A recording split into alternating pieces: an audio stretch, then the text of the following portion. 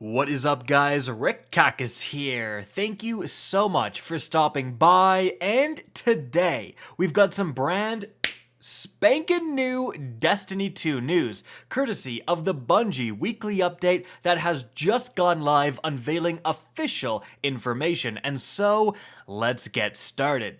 Now, first things first, there is a big charity event ongoing, the Lightkeepers event with Bungie and Games to Give. Essentially, it's a big streamathon where different streamers rotate, but they all donate towards a certain goal to help sick kids. Fantastic cause, but Bungie has tiered rewards. So as people raise the overall donations, Bungie is releasing information about the dawning. So at 250,000 total, which people already reached, they released this. Now this is the Titan concept art for this year's Dawning 2020 armor, which is the Christmas or holiday event that's coming pretty soon to Destiny 2, and that looks pretty darn sweet.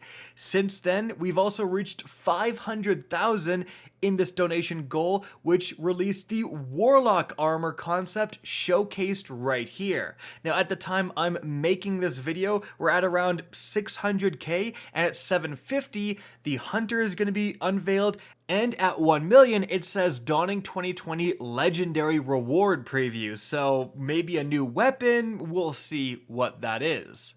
However, moving on from there, the next announcement Bungie made is the return of Iron Banner, the first Iron Banner of Season of the Hunt. So, it's going to start on Tuesday, December 8th, and run through to December 15th. So, next week's reset, Iron Banner begins. Now, there are some brand new rewards in the form of a new scout rifle, as well as a new hand cannon.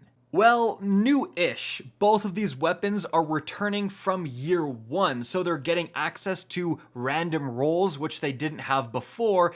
And, for example, the hand cannon can get Wellspring, a perk that was just added this season. Also remember, there's a couple of totally unique Iron Banner perks that these weapons have access to as well. So that is definitely something to chase.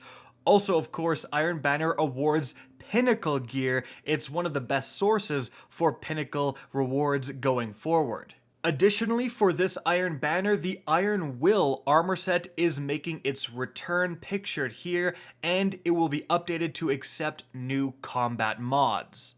But moving on from there, as I said, Iron Banner launches the reset of December 8th, but at that same time, you're going to need to install a new patch. So let's go over the patch notes.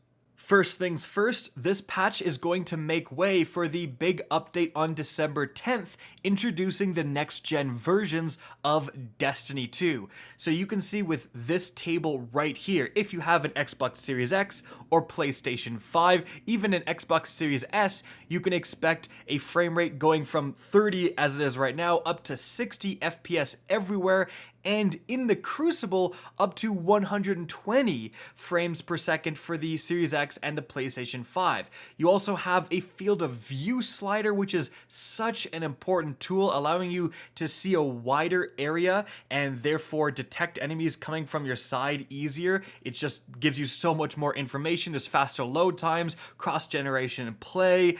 So this is a huge leap forward. Anyone who was able to snag one of those new consoles, December 10th is going to be a huge day. However, that aside, there's much more happening on December 8th. Firstly, the Prophecy Dungeon, added last season in Season of Arrivals, is returning on December 8th.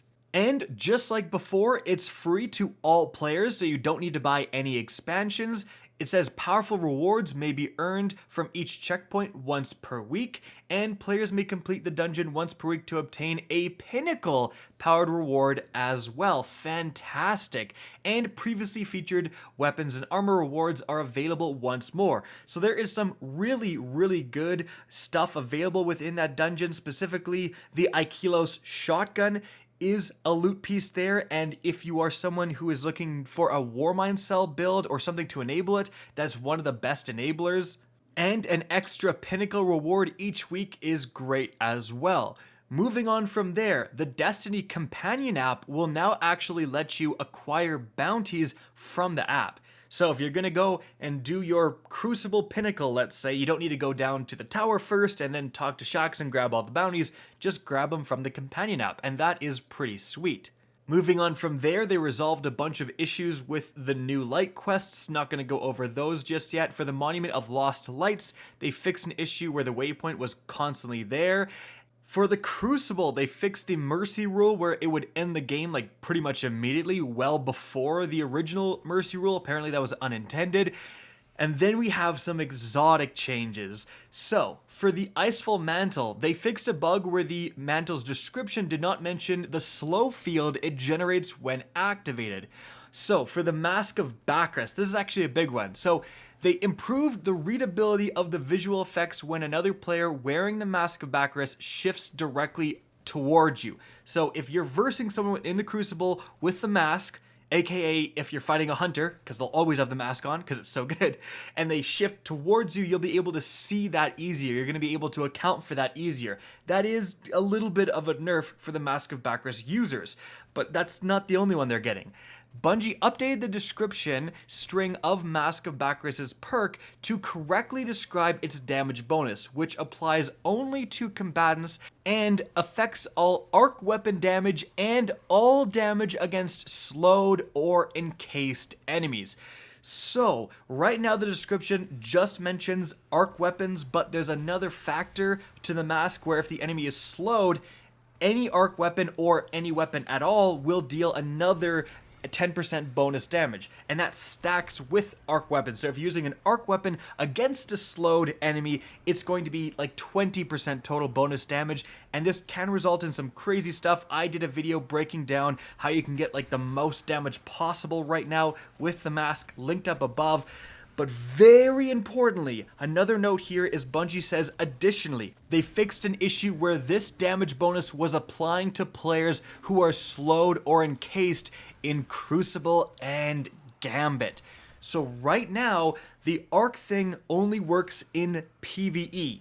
So if you're using an arc damage in the Crucible and you shift with the Mask of Bakris, it doesn't make a difference. But if you shift and then throw a Duskfield grenade or have the aspect on your hunter that slows nearby enemies when you dodge, the slowed bonus does work in the Crucible and you will get that 10% bonus damage against that guy. So Bungie's removing that. Apparently that wasn't supposed to be the case, but regardless, this is a severe nerf to the Mask of Bakris, removing that entire bonus damage effect. That is a huge reason why people were running that exotic. In fact, most people running that exotic were also using Duskfield grenades to try to get that wombo combo of slowing for extra damage. So keep that in mind. Mask of Bakris is still going to be phenomenal, but it's not as good as it is right now. And then lastly, with Necrotic Grip, it'll no longer say you were killed by the Architects. And so guys, that is it for the video. I hope you enjoyed, found this informative, and if you did, please remember to help me out by simply rating and especially sharing this video. If you guys want to see more Destiny 2 content similar to this, don't be afraid to slap that subscribe button. If you want to get in touch with me and keep up to date with the latest channel activity, the best way is to follow me on Twitter at @RickKackis. That's linked in the description down below. Again, I hope you enjoyed the video, and as always, have a good day.